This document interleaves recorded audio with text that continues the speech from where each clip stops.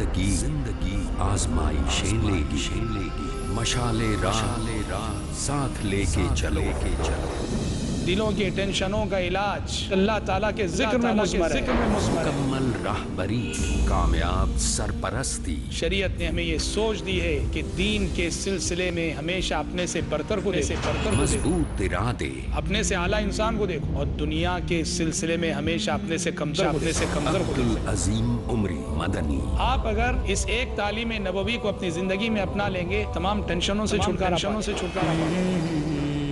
مومنین کے پاس ہیں اللہ کی خوشنودی حاصل کرنے کے مواقع بے پناہ، کیونکہ نگرانی کر رہی ہے ہر جگہ مشعل راہ۔ ہر پیر رات 7:30 بجے اور دوبارہ صبح 10:30 بجے انڈیا میں پیس ٹی وی اردو پر۔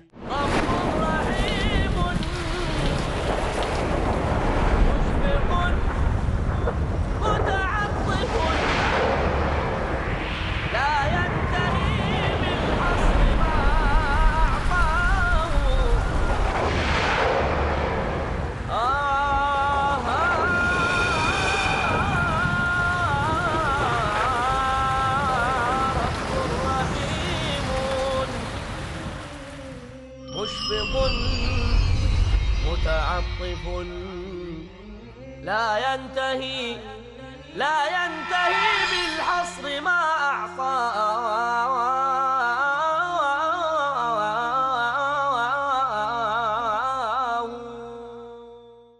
الحمد لله رب العالمين والصلاة والسلام على رسول الأمين وعلى آله وصحبه أجمعين إلى يوم الدين أما بعد فأعوذ بالله من الشيطان الرجيم بسم الله الرحمن الرحيم إن أريد إلا الإصلاح ما استطعت وما توفيقي إلا بالله عليه توكلت وإليه أنيب صدق الله العلي العظيم۔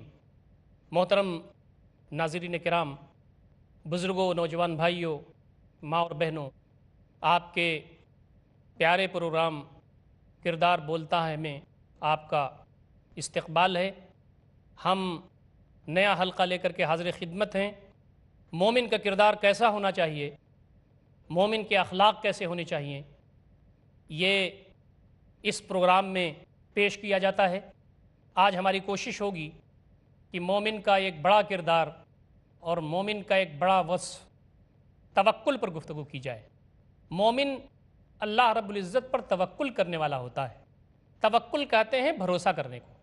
اللہ رب العزت جو پوری کائنات کا خالق اور مالک ہے، اس پر ایمان کا تقاضا یہ ہے کہ اللہ رب العزت پر ہم بھروسہ کریں، اللہ رب العزت پر ہم تکیہ کریں، اللہ رب العزت ہی کو ہم اپنی امید مانیں، اور اللہ رب العزت ہی کو اپنا ہم ماوا و ملجا مانیں، اور اللہ رب العزت سے ہمیں یہ یقین ہو کہ ہمارے مسائل کو وہی حل کرنے والا ہے، اور ہماری وہی سننے والا ہے، اور وہی ہے جو کچھ کرتا ہے اس دنیا میں وہی ہوتا ہے۔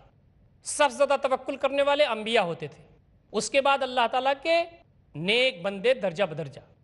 یہ صفت ایسی صفت ہے جو اللہ تعالیٰ کو بہت پیاری ہے۔ اللہ تعالیٰ پر بھروسہ، اللہ تعالیٰ پر توکل۔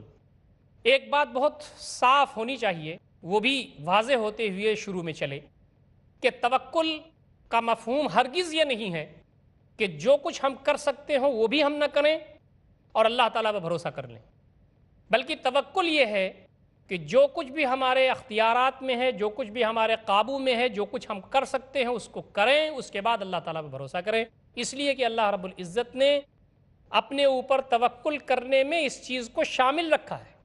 میں نے یہ دنیا اسباب کی بنائی ہے، تم کو بھی صلاحیتیں میں نے دی ہیں، ہاتھ پیر اپنا تمہیں مارنا چاہیے، اس کے بعد پھر میرے اوپر چھوڑ دینا چاہیے۔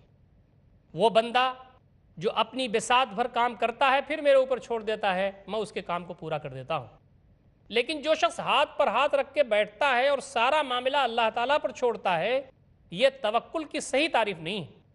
ایک صحابی نبی مکرم صلی اللہ علیہ وسلم کے پاس آئے اور مسجد نبوی کے سامنے اپنا جانور، اپنا اونٹ لے کے آئے تھے۔ نبی صلی اللہ علیہ وسلم سے انہوں نے یہ پوچھا کہ اللہ کے رسول، یہ انس رضی اللہ تعالیٰ عنہ کی روایت ہے، قال رجل، وہ فرماتے ہیں کہ ایک آدمی نے کہا یا رسول اللہ، اے اللہ کے رسول صلی اللہ علیہ وسلم، اعقلوها واتوکلوا او اطلقوها واتوکلوا، میں اس کو کھونٹے میں باندھ دوں پھر اللہ تعالیٰ پہ بھروسہ کروں، یا اس کو ایسے ہی چھوڑ دوں اور اللہ تعالیٰ پہ بھروسہ کر لوں؟ اب آپ بتائیے توکل کے بارے میں اس سے صاف روایت اور اس سے صاف بات اور کیا ہو سکتی ہے؟ ترمذی شریف کی روایت ہے، اس آدمی نے نبی اکرم صلی اللہ علیہ وسلم سے یہ کہا کہ اللہ کے رسول، میں اس اپنے جانور کو کھونٹے سے باندھ دوں پھر اللہ تعالیٰ پہ بھروسہ کروں، یا اس کو ایسے ہی چھوڑ دوں اور اللہ تعالیٰ بھروسہ کروں؟ نبی اکرم صلی اللہ علیہ وسلم نے کیا فرمایا؟ قال النبی صلی اللہ علیہ وسلم اعقلها وتوکل، اس کو کھونٹے سے باندھ دے پھر بھروسہ کر۔ بہت صاف ہے، جانور کی حفاظت ہمارے بس کی نہیں ہے کہ ہم جانور کی پوری حفاظت کر سکیں، لیکن ہمارے بس میں اتنا تو ہے کہ ہم اس کو کھونٹے سے باندھ دیں، اتنا تو ہم کر سکتے ہیں، اس کے بعد اللہ تعالیٰ پہ بھروسہ کریں۔ نبی اکرم صلی اللہ علیہ وسلم نے توکل کو کتنے پیارے انداز سے سمجھایا ہے۔ اللہ رب العزت کو یہ ادا بہت پسند ہے، جو بندے اللہ تعالیٰ پہ بھروسہ کرتے ہیں اللہ تعالیٰ ان کو بہت محبوب رکھتا ہے، ان کو پیارا رکھتا ہے، ان پر نوازشات کرتا ہے، اپنی رحمتوں اور اپنے برکتوں کا فیضان کرتا ہے ان کے اوپر۔ قرآن مجید میں مختلف مقامات پر توکل کے سلسلے میں رہنمائی کی گئی ہے۔ ایک جگہ کہا گیا ہے فَإِن تَوَلَّوْا فَقُلْ حَسْبِيَ اللَّهُ لَا إِلَٰهَ إِلَّا هُوَ عَلَيْهِ تَوَكَّلْتُ وَهُوَ رَبُّ الْعَرْشِ الْعَظِيمِ، اگر وہ روگردانی کرتے ہیں، اے نبی صلی اللہ علیہ وسلم، اگر وہ روگردانی کرتے ہیں، فقل، تو آپ فرما دیجئے، حسبی اللہ، میرے لیے میرا رب کافی ہے، لا الہ الا ہو، کوئی معبود نہیں ہے سوائے اس کے، علیہ توکلت، اسی پر میں نے بھروسہ کر رکھا ہے، وہ رب العرش العظیم، اور وہ عرش عظیم کا رب ہے۔ یہ دعا بھی ہے، لا الہ الا ہو علیہ توکلت وہو رب العرش العظیم، دعا بھی ہے۔ یہ نبی اکرم صلی اللہ علیہ وسلم کو یہ بات بتائی گئی ہے، اور آپ کے ذریعے ساری انسانیت کو یہ بات بتائی گئی ہے۔ مومنین کے لیے اس میں عبرت ہے کہ مشرکین، کافرین، اسلام کے دشمن جو کچھ بھی ریشہ دوانیاں کر رہے ہیں، وہ اپنی زور کی بنیاد پر، اپنی طاقت کی بنیاد پر، اپنی چالوں کی بنیاد پر، اپنے تدبر کی بنیاد پر، اپنے وسائل کی بنیاد پر کر رہے ہیں، لیکن آپ کہہ دیجئے کہ تم جو کچھ کر رہے ہو کرو، لیکن میرے لیے تو میرا رب کافی ہے۔ فقل حسبی اللہ، کہہ دیجئے کہ میرے لیے میرا رب کافی ہے، لا الہ الا ہو، اس کے علاوہ کوئی معبود نہیں ہے، علیہ توکلت، اس پر میں نے بھروسہ کر لیا ہے، وہ رب العرش العظیم، اور وہ عرش عظیم کا رب ہے۔ وہ دیکھ رہا ہے، اس کے ہاں امہال ہے، امہال کا مطلب مہلت دینا ہے، اس کے ہاں اہمال نہیں ہے، یعنی آدمی اسی چھوڑ دیا اور بھول گیا۔ اللہ رب العزت بھولتا نہیں ہے، چھوڑتا نہیں ہے، بلکہ وہ مہلت دیتا ہے، ڈھیل دیتا ہے، پھر ان کی ایسی گرفت ہوگی کہ یہ بچ نہیں سکتے ہیں۔ ایک دوسری جگہ پہ ارشاد ہوتا ہے، حضرت شعیب علیہ السلام کا جملہ قرآن مجید نے نقل کیا ہے کہ انہوں نے اپنی قوم کے سامنے کیا کہا، ان اريد الا الاصلاح ما استطعت، میں نہیں چاہتا مگر اصلاح کا کام کرنا جو میری استطاعت، اپنی استطاعت بھر میں اصلاح کا کام چاہتا ہوں، وما توفیقی الا باللہ، اور یہ میں اچھی طریقے سے جانتا ہوں کہ مجھے توفیق نہیں مل سکتی مگر اللہ رب العزت کے ذریعے، توفیق دینے والا وہی ہے۔ علیہ توکلت، میں نے اس پر بھروسہ کر لیا ہے، وإلیہ انیب، اور میں پلٹ کر کے اسی کی طرف جاتا ہوں۔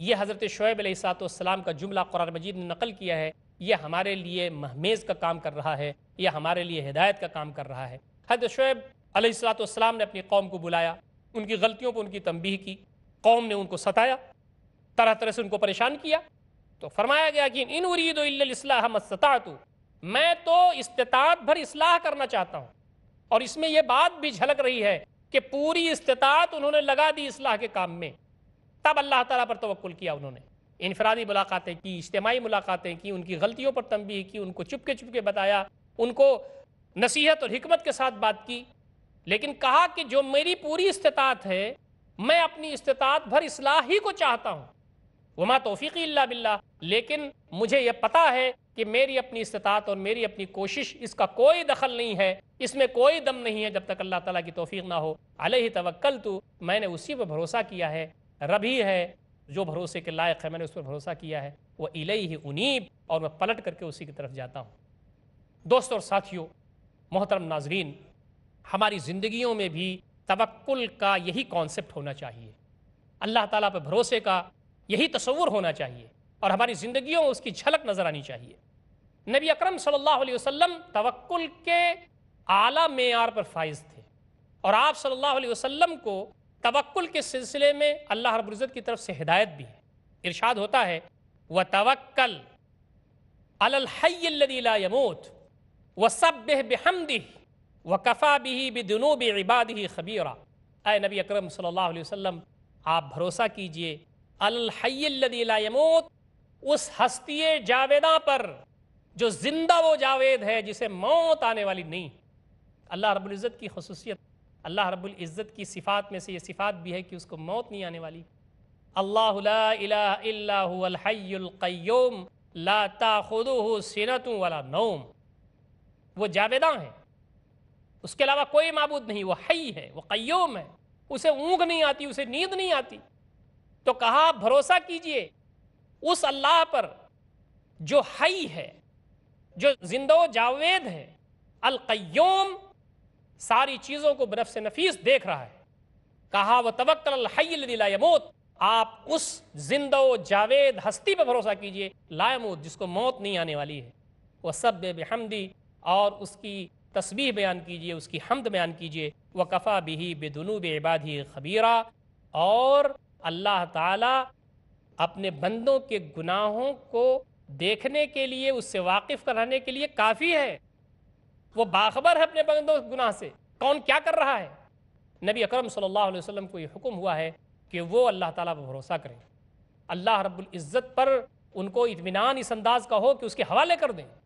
نبی اکرم صلی اللہ علیہ وسلم اس کی چلتی پھرتی مثال تھے اور اس کا بہترین نمونہ تھے. ایک جگہ اور ارشاد ہوتا ہے، نبی مکرم صلی اللہ علیہ وسلم کو اللہ رب العزت یہ بات فرما رہے ہیں کہ وَإِذَا عَزَمْتَ فَتَوَكَّلْ عَلَى اللَّهِ إِنَّ اللَّهَ يُحِبُّ الْمُتَوَكِّلِينَ. اے نبی اکرم صلی اللہ علیہ وسلم، جب آپ عزم کیجئے تو اللہ تعالیٰ پہ بھروسہ کیجئے. وَإِذَا عَزَمْتَ فَتَوَكَّلْ عَلَى اللَّهِ، جب آپ عزم کریں تو اللہ پہ بھروسہ کر لیجئے. عزم کس کو کہتے ہیں؟ عزم کہتے ہیں کسی مسئلے پر غور کرنے کو، اس میں تدبر کرنے کو، اس کی پلاننگ کرنے کو، اس کی ساری چیزوں کو طے کرنے کو، اور اس کے بعد جب شرح صدر ہو جائے تو اس چیز کو کرنے کے لیے پوری نیت کرنے کو. تو جب آپ کسی ڈیسیزن میں پہنچ جائیں اور کسی چیز کا عزم کر لیں تو اس کے بعد اللہ پر توکل کریں، اس پر چھوڑیں. ان اللہ یحب المتوکلین، اللہ تعالیٰ توکل کرنے والوں کو پسند فرماتا ہے، ان لوگوں کو پسند فرماتا ہے جو اللہ تعالیٰ بھروسہ کرتے ہیں. ہم بہت سارے کام کرتے ہیں، بہت سارے امور انجام دیتے ہیں، بڑی پلاننگ کرتے ہیں، وسائل بھی ہمارے پاس ہوتے ہیں، سب کچھ ہوتا ہے، لیکن ہم وہ چیز پاتے نہیں جو ہم چاہتے ہیں، اس لیے کہ ہم یہ سمجھتے ہیں کہ اب تو کام کرنے کے لیے جو ساری چیزیں تھیں وہ مل گئیں، اب تو یہ چیز ہو جانی چاہیے، لیکن وہ چیز ہوتی نہیں. اصل کام انجام دینے والا اللہ تعالیٰ ہے.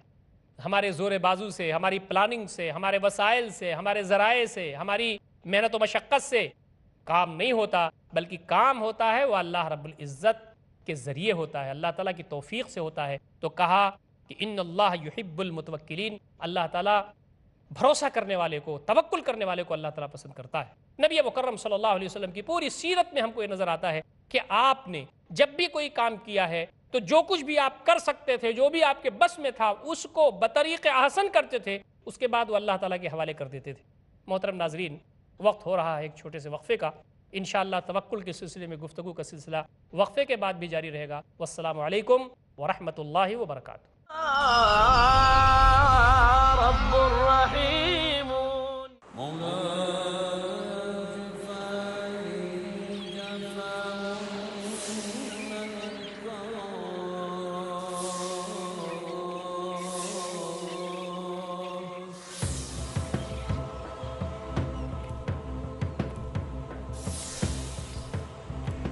دل ہو زندہ تو ہے منزل کامرانی، ورنہ صبح و شام تو بس ہے آنی جانی.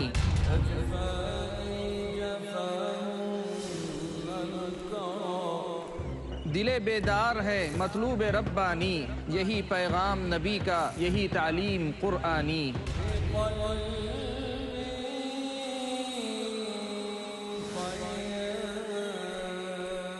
دل کیا ہے؟ دل کی ضرورت کیا ہے؟ دل کی زندگی کیا ہے؟ موت کیا ہے؟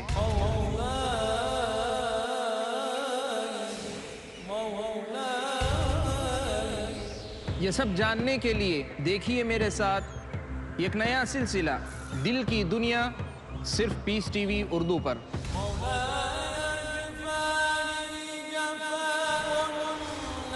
सिर्फ मोमिनों का मुकद्दर है ईमान की लाजवाल रोशनी, जो करती है आबाद दिल की दुनिया। हर मंगल रात 7:30 बजे और दोबारा सुबह 10:30 बजे इंडिया में पीस टीवी उर्दू पर।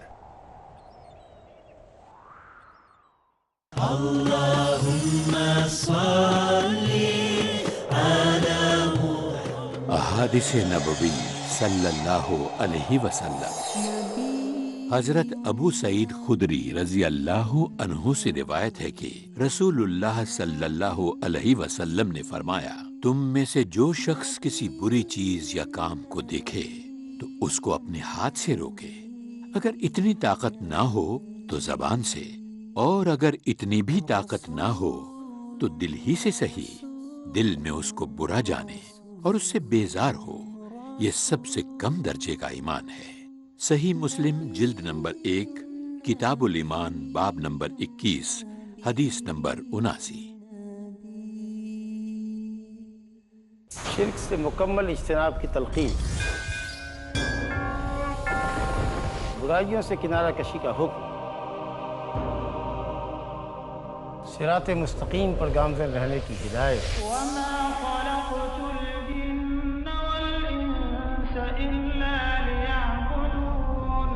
अल्लाह ताला की खालिस बंदगी का मुतालबा, जिसके सहीफे कर रहे हैं एक अल्लाह की माबूदियत का ऐलान और शिर्क से बचने की ताकीद, किताबुत तौहीद।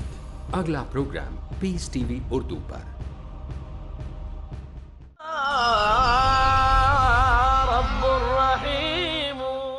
बिस्मिल्लाहिर्रहमानिर्रहीम। मोहतरम नाज़रीन किराम, वक्फ़े के बाद हम फिर हाज़िर खिदमत हैं। अल्लाह ताला पर भरोसा करना एक बहुत बड़ी सिफत है, और भरोसा भी ऐसा कि दिल की रगों की गहराइयों में यकीन हो कि जो कुछ करता है अल्लाह ताला करता है। अल्लाह ताला उस बंदे को महबूब रखता है जो अल्लाह ताला पर भरोसा करता है।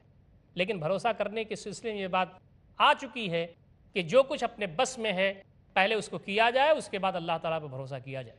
नबी मुकर्रम सल्लल्लाहु अलैहि वसल्लम की सीरत से हमें मिलता है कि आप सल्लल्लाहु अलैहि वसल्लम ने हर कदम पर पहले जो कुछ भी कर सकते थे उसको बतरीक़े अहसन किया है, उसके बाद अल्लाह ताला पर भरोसा किया है। ग़ज़वे बद्र का वाक़या बहुत बड़ी मिसाल है। नबी मुकर्रम सल्लल्लाहु अलैहि वसल्लम ने अपने सहाबा को जमा किया, 313 की तादाद है इधर, और उधर 1000 का लश्कर जर्रार है। इधर तलवारें, ज़िरहें, सवारियाँ महदूद हैं, और उधर सारे वसाइल व ज़राए हैं।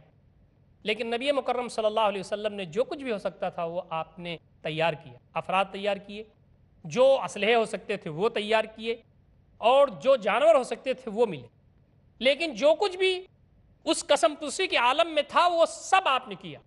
और उसके बाद नबी मुकर्रम सल्लल्लाहु अलैहि वसल्लम ने ग़ज़वे बद्र में अल्लाह रब्बुल इज़्ज़त की बारगाह में अपना सर डाल दिया, सर बसजूद हो गए और दुआ अल्लाह ताला से करने लगे और कहा कि बार इलाहा, जो कुछ भी मैं कर सकता था मैंने किया है, अब मामला तेरे हवाले है। और अगर आज तूने मदद नहीं की हमारी तो इस रहती दुनिया पर तेरी बंदगी नहीं हो सकेगी। आज कुफ्र और इस्लाम का फैसला कुन जंग है। कुर्बान जाइए हज़रत अबू बकर रज़ी अल्लाह ताला अन्हो के किरदार पर, क्या रुतबा था उनको मिला था, जो रुतबे बुलंद मिला था। नबी अकरम सल्लल्लाहु अलैहि वसल्लम को तसल्ली देते हैं, पीछे से चादर जो गिर जाती है आपकी बार बार, उसको आप सही करते हैं, तसल्ली देते हैं कि अल्लाह के रसूल सल्लल्लाहु अलैहि वसल्लम आप इत्मीनान रखिए, अल्लाह ताला आपकी ज़रूर सुनेगा और आपकी मदद फरमाएगा। नबी अकरम सल्लल्लाहु अलैहि वसल्लम ने अल्लाह ताला पर भरोसा किया, और फिर आप देखते हैं कि जंग में अल्लाह रब्बुल इज़्ज़त ने फरिश्तों को भेजा, मदद की। अल्लाह ताला अपने बंदों को कभी भी ज़ाय नहीं करता, कभी भी बेयारो मददगार नहीं छोड़ता। अल्लाह रब्बुल इज़्ज़त इरशाद फरमाता है, वमा मिन दाब्बतिन फिल अर्ज़ि इल्ला अलल्लाहि रिज़्क़ुहा। ये अल्लाह ताला की किबरियाई है, ये अल्लाह ताला का जलाल है, ये अल्लाह ताला की बुजुर्गी है। क्या ज़मीन में जितनी भी रेंगने वाली मखलूक है, यानी जितनी भी जानदार हैं, सब के रिज़्क़ की जिम्मेदारी अल्लाह ताला की है। पत्थरों के अंदर जो कीड़ा है, सहरा के अंदर जो जानदार रेंग रहा है, सबको अल्लाह ताला रोज़ी देता है। एक और आयत में आता है, वकअय्यिम मिन दाब्बतिन ला तहमिलु रिज़्क़हा अल्लाहु यर्ज़ुक़ुहा व इय्याकुम व हुवस समीउल अलीम। कितने हैवान, कितनी ज़ी रूह ऐसी हैं जो अपने रोज़ी का इंतज़ाम नहीं कर सकते, متحمل نہیں ہوتے اپنے روزی کو اکٹھا کرنے میں، اللہ تعالیٰ ان کو روزی دیتا ہے اور تم کو دیتا ہے۔ وہ کون ہے؟ وہ سمیع العلیم، وہ سننے والا ہے، جاننے والا ہے۔ روزی کا انتظام اللہ تعالیٰ کرتا ہے۔ ہم بھی جو ہاتھ پیر مارتے ہیں تو ہماری ذمہ داری ہے کہ ہاتھ پیر ماریں، اپنی استطاعت بھر کریں، لیکن اصلاً تو روزی اللہ تعالیٰ دیتا ہے۔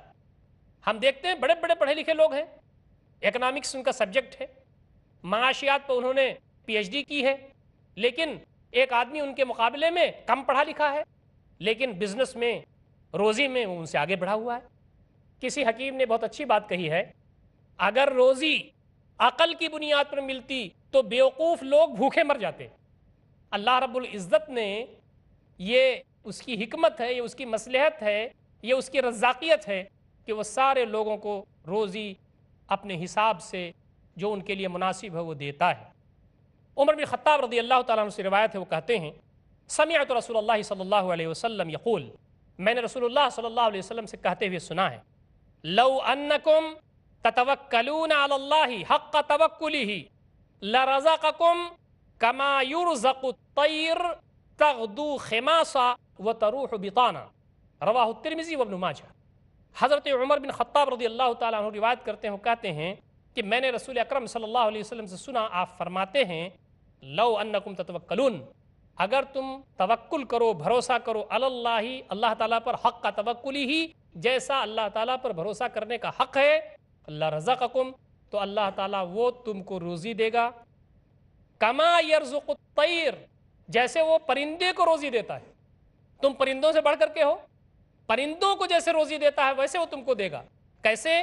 تغدو خماسا، یہ پرندے اپنے گھونسلے سے صبح صبح خالی پیٹ جاتے ہیں، وہ تروح بطانا، اور شام کو جب لوٹتے ہیں تو ان کا پیٹ بھرا ہوا ہوتا ہے۔ اب یہ بات یہاں پر چھپی ہوئی ہے کہ پرندے اپنے گھونسلے میں اگر بیٹھے رہے تو بھی وہ روزی دے سکتا ہے، لیکن وہ بیٹھتے نہیں ہیں، اپنے گھونسلے سے نکلتے ہیں، پر مارتے ہیں، چکر لگاتے ہیں، تلاش میں گھومتے ہیں، روزی ان کو اللہ تعالیٰ دے دیتا ہے۔ اسی لیے بندہ اگر اپنے گھر میں ہاتھ پر ہاتھ مار کر کے بیٹھے گا تو اس کو روزی نہیں ملنے والی۔ روزی تو اللہ تعالیٰ دے سکتا ہے لیکن وہ روزی صحیح نہیں ہے۔ اللہ تعالیٰ تو یہ فرماتا ہے کہ محنت اور مشقت کرنا تمہارا کام ہے، پھر بھروسہ میرے اوپر کرو، میں اس کو پورا کروں گا۔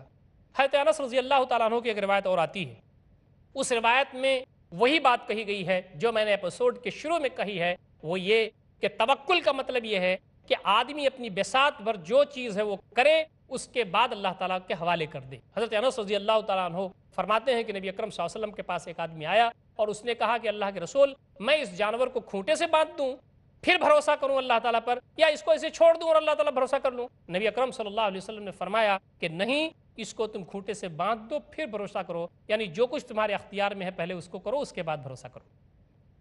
اللہ رب العزت کے راستے میں بندہ جب آگے بڑھتا ہے تو اللہ رب العزت اس کے راستے کو آسان کرتا ہے۔ وَالَّذِينَ جَاهَدُوا فِينَا لَنَهْدِيَنَّهُمْ سُبُلَنَا، وہ لوگ جو ہمارے راستے میں کوشش کرتے ہیں ہم ان کے لیے اپنے راستوں کو آسان کر دیتے ہیں اور اپنے راستے ان کو دکھاتے ہیں۔ ایک واقعہ تابعین کی زندگی میں ملتا ہے۔